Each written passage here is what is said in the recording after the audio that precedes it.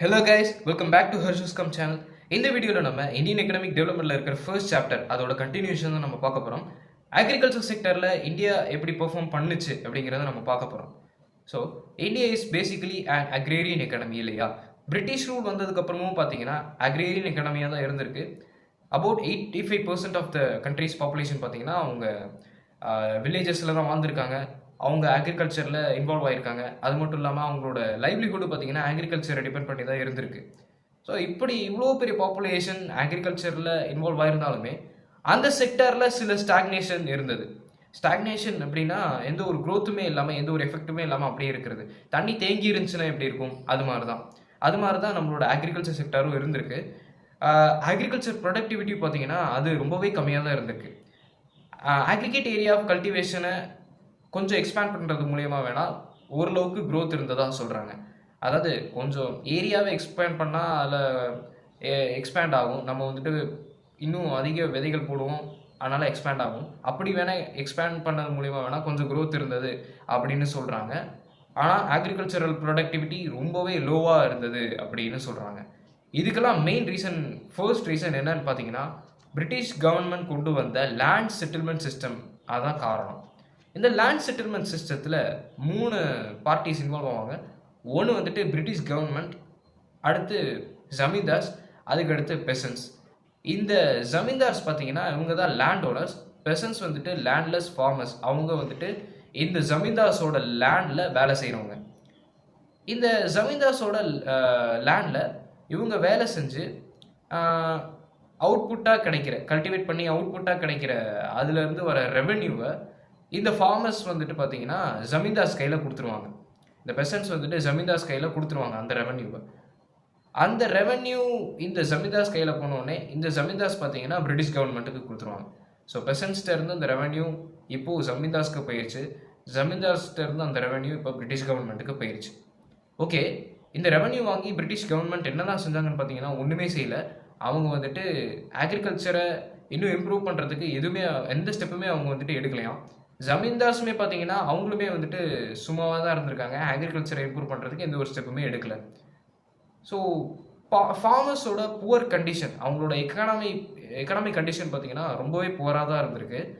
அது எல்லாத்தையுமே அவங்க வந்துட்டு கண்டுக்கல. இந்த ஜமீன்தார்ஸ் பார்த்தீங்கன்னா கண்டுக்கல. அதெல்லாம் கண்டுக்காமல் அவங்க தொடர்ந்து அந்த ரெவன்யூ வந்துட்டு கலெக்ட் பண்ணிட்டு தான் இருந்தாங்க. ஓகே, இப்படிலாம் அந்த ரெவன்யூ கலெக்ட் பண்ண ஜமீன்தார்ஸ் பார்த்தீங்கன்னா ரொம்பவே கொடூரமாக தான் இருந்திருக்காங்க. பிரிட்டிஷ் கவர்மெண்ட்டுக்கு வேலை செஞ்சுருக்காங்க அந்த ஜமீன்தார்ஸ். ஓகே, இந்த பிரிட்டிஷ் பார்த்தீங்கன்னா ஜமீன்தார்ஸ்க்கு ஒரு ரூல் போட்டிருந்தாங்க. அதாவது ஃபிக்ஸட் டேட்குள்ளே அந்த ரெவன்யூவை கலெக்ட் பண்ணி வந்து கொடுக்கணும் பிரிட்டிஷ் கவர்மெண்ட் கையில் கொடுக்கணும். இல்லை அப்படின்னா ஜமீன்தார்ஸ் பார்த்தீங்கன்னா அவங்களோட ரைட்ஸ் அவங்களுக்கு போயிடும். அந்த லேண்ட் ஓனிங் ரைட்ஸ் வந்துட்டு அவங்களுக்கு போயிடும். இதுதான் வந்துட்டு அவங்களோட ரூல்ஸ். இது தவிர அவங்க எதுவுமே பண்ணாதனால டெக்னாலஜி லெவல் லோவாக தான் இருந்தது. ஸோ அக்ரிகல்ச்சரில் இரிகேஷன் பார்த்தீங்கன்னா அதுலேயுமே எந்த ஒரு டெக்னாலஜியில் இம்ப்ரூவ்மெண்ட்டே இல்லை. அப்புறம் ஃபர்டிலைசர்ஸ், அப்புறம் எந்த ஒரு இதில் எல்லாத்துலேயுமே வந்துட்டு எந்த ஒரு இம்ப்ரூவ்மெண்ட்டுமே இல்லை. இந்த டெக்னாலஜி வைஸாகவும் வந்துட்டு பிரிட்டிஷ் கவர்மெண்ட் எந்த ஒரு ஸ்டெப்புமே எடுக்கலை. ஓகே, இதனாலேயே வந்துட்டு low level of agriculture productivity அப்போது இருந்தது. இன்னொரு ரீசன் என்னன்னு பார்த்தீங்கன்னா கமர்ஷியலைசேஷன் அப்படின்னு சொல்கிறாங்க. கமர்ஷியலைசேஷன் அப்படிங்கிறது நம்ம இப்போது கேஷ் கிராப்ஸை வந்துட்டு ப்ரொடியூஸ் பண்ணோம் அப்படின்னா நம்மளுக்கு சாப்பிட்றதுக்கு ஒன்றும் இருக்காது. It means commercial crops are only meant for commercial purpose.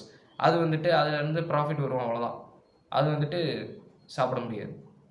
So food கிராப்ஸை அவங்க வந்துட்டு cash crops, it means food crops வந்துட்டு விதைக்கிறதுக்கு பதிலாக கேஷ் கிராப்ஸை விதைச்சாங்க.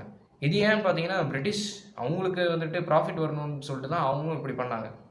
ஸோ இவங்க என்ன பண்ணாங்கன்னு பார்த்தீங்கன்னா, இந்தாங்கடா நீங்கள் வந்துட்டு ஃபுட் கிராப்ஸை வந்துட்டு நீங்கள் போடாதீங்க, கேஷ் கிராப்ஸ் கமர்ஷியல் கிராப்ஸை போடுங்க, அப்போ தான் நம்மளுக்கு ப்ராஃபிட் வரும் அப்படின்னு சொல்லி நம்மளை நல்லாவே ஏமாற்றிட்டாங்க.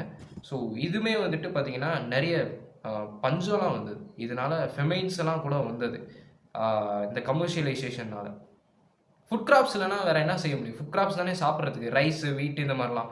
அதுக்கு பதிலாக அவங்க வந்துட்டு இந்த டீ, காஃபி இது மாதிரிலாம் தான் வந்துட்டு அவங்க போட சொல்லியிருக்காங்க.